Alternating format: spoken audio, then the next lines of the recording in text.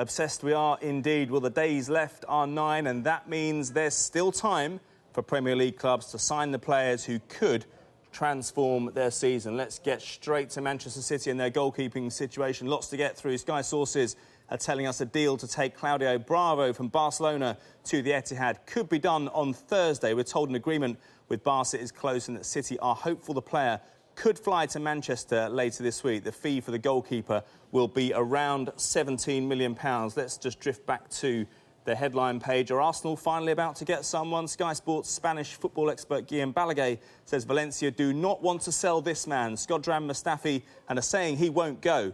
The Spanish club, however, do need the money as they're €10 million short of complying with those FFP rules. Their preference is to keep Mustafi and raise the cash by selling other players. The question is, though, will Arsenal activate the €50 million release clause? Arsene Wenger remains hopeful a deal can be struck and negotiations continue. The player himself, incidentally, has agreed in principle to join the club. Let's go from North London just across the way to southwest London and Chelsea. It looks as if they might be making progress on a player they've been tracking for a while. Our Sky colleagues in Italy say the defender Kalidou Koulibaly hasn't signed a new contract and Napoli want to keep him. We're told there's a 90% chance he's going to stay. Torino may consider selling him, but only if they can sign another player. Now, is that player this man here? Torino's sporting director Gianluca Petracchi used to play for Nottingham Forest, of course, he did, has confirmed Napoli are interested in Nikola Maksimovic, but intriguingly said an English club are keen too. When asked directly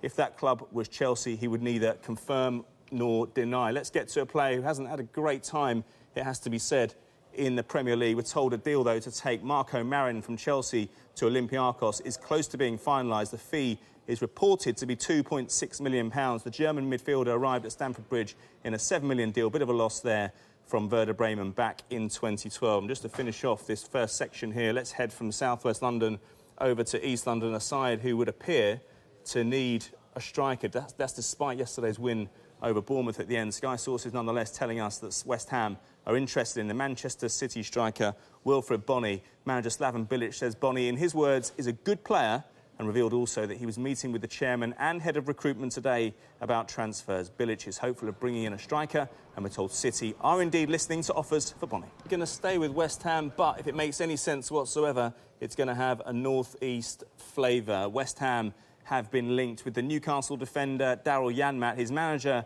Rafa Benitez, says the Dutch international could leave St James's Park. It's difficult to say because I told him the other day that if he's here, he's a player that I like. So he's a good professional and I don't have any problem. If someone comes with a fantastic offer for us or for him, we will analyse everything. But at the moment, he's a player that is in our team, in our squad, and I don't have any problems to play him if it's necessary.